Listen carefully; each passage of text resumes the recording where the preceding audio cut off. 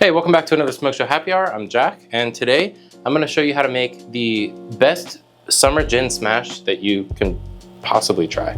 It's basically a gin and tonic, but with the added flavors of a smash. So we're going to do some tonic water, some gin, some strawberries, and some mint. All right, so let's get into it. So we're going to start out by just having some strawberries. I've got 4 here.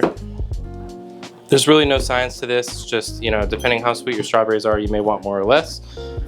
So we're gonna do 4 strawberries in there, and we're just gonna muddle this. So all that we're trying to do is express some of the juices and extract some of the flavor here. Man, muddled strawberries might be one of the best smells in the world.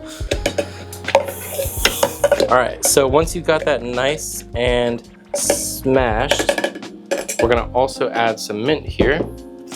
And funny story, I typically order the ingredients that we need for these recipes online for delivery, and I ordered a clamshell of mint and I got a whole plant, so not really sure what happened there.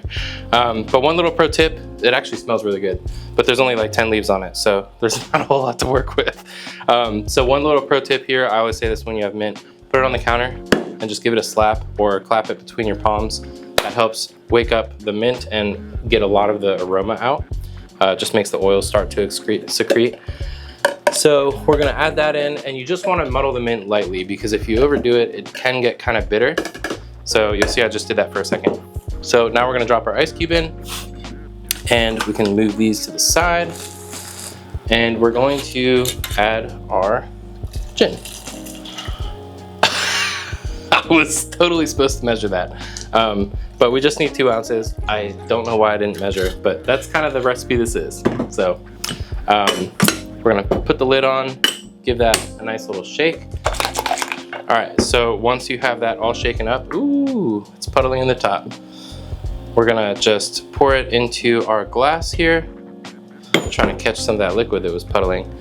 So this is a very chunky drink. If you don't want the pieces of strawberry in there, you absolutely don't have to keep them. You can just get a mesh strainer. I don't mind them personally. I think they're like little bits of flavor. And the longer the drink sits, the more flavor it adds. So it's just a presentation thing. I think if I was making this for a crowd, I probably would strain it. So once you have all of that out, we're just gonna top this with some tonic water, and that's it. It's nice and simple. Actually, before we do that, we're gonna smoke it with apple. Apple's a very light smoke dust, and it should add just a nice little light layering of flavor. I like, especially on these sweeter drinks, to add some smoke, because it does help balance them a little bit. Gives them like a nice earthy undertone, a little bit of depth, and some extra flavor. It's like a seasoning for a piece of food, you know? Sometimes you just add a little smoked paprika and it just adds something to it, you know? So we're gonna do a nice little light smoke with apple, and top it with tonic. That's it, nice and simple. Wow, I filled that right to the rim. All right, let's give this a try. It smells incredible. Wow, it smells incredible, to be honest. This smells really good.